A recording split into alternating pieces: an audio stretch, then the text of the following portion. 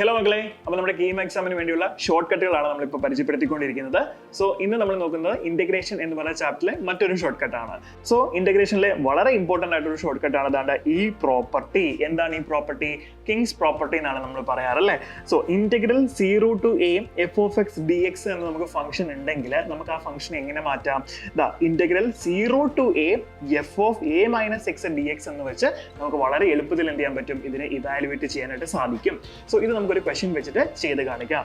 ഇതാണ് നമ്മുടെ ക്വസ്റ്റ്യൻ പറഞ്ഞിരിക്കുന്നത്. നോക്കിക്കേ, ഇന്റഗ്രൽ 0 to π ആണ് നമുക്ക് തന്നിരിക്കുന്നത്. അപ്പൊ 0 to a ഫോർമാറ്റിലായിരിക്കണം നമ്മുടെ ലിമിറ്റ് വരേണ്ടത്. ഇവിടെ 0 to π 1/1 plus e raised to cos x dx എന്നാണ് ചോദിച്ചിരിക്കുന്നത്. ക്ലിയർ അല്ലേ മക്കളെ? ഇതല്ലാണ്ട് നമ്മൾ ഇവാലുവേറ്റ് ചെയ്ത് പോയി കഴിയുമ്പോൾ നമുക്ക് ഒരുപാട് ബുദ്ധിമുട്ട് വരും. സോ നമുക്ക് ഈ ഒരു പ്രോപ്പർട്ടി ഉപയോഗിച്ച് വളരെ എളുപ്പത്തിൽ സോൾവ് ചെയ്തെടുക്കാൻ സാധിക്കും. നമുക്കൊന്ന് നോക്കിയാലോ. സോ ഫസ്റ്റ് നിങ്ങൾ എന്താ ചെയ്യേണ്ടത്? ഇങ്ങനെയുള്ള ക്വസ്റ്റ്യൻ വരുമ്പം ഫസ്റ്റ് നിങ്ങൾ ഈ ഐ എന്ന് പറഞ്ഞ് നമ്മുടെ ഇക്വേഷനെ തന്നെ ആദ്യം എന്ത് ചെയ്യുക? നമുക്ക് തന്നിരിക്കുന്ന ഇന്റഗ്രലിനെ തന്നെ നമ്മൾ ആദ്യം എന്ത് ചെയ്യുക?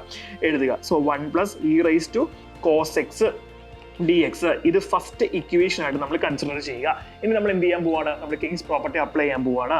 സോ കിങ്സ് പ്രോപ്പർട്ടി അപ്ലൈ ചെയ്യുമ്പോൾ എന്ത് കിട്ടും? Integral 0 to π 1/1 plus e raised to cos x കിടക്കുന്നിടത്ത് നമ്മൾ എന്താക്കണം? π minus x എന്നാക്കണം അല്ലേ.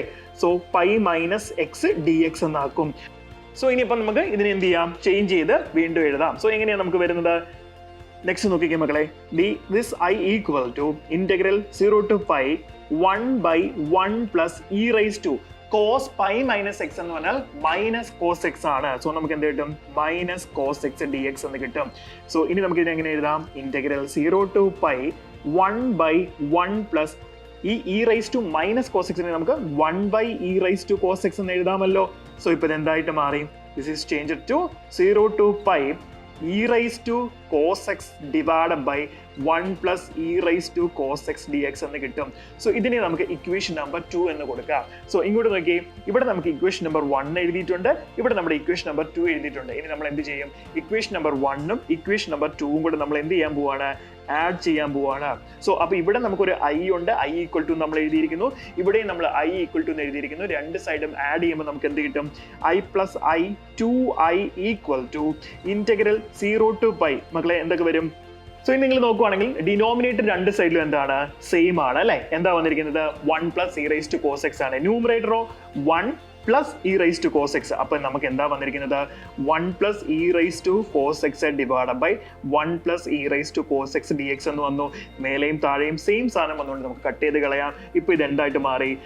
2i equal to integral 0 to π 1 dx. മക്കളെ 1ന്റെ ഇന്റഗ്രൽ എന്താണ് വരുന്നത്? x ആണ്. So upper limit lower limit എന്ത് കിട്ടും? 2i equal to π എന്ന് കിട്ടും. സോ ഐയുടെ വാല്യൂ നമുക്ക് എന്ത് കിട്ടി? π/2 എന്ന് കിട്ടി. സോ ഇതാണ് ഇതിന്റെ ആൻസർ. ഓപ്ഷൻ ബി π/2 ആണ് റൈറ്റ് ആൻസർ. സോ ഈ പ്രോപ്പർട്ടി വെച്ച് ഒരുപാട് ചോദ്യങ്ങൾ നമുക്ക് ഇങ്ങനെ ചെയ്യാൻ സാധിക്കും.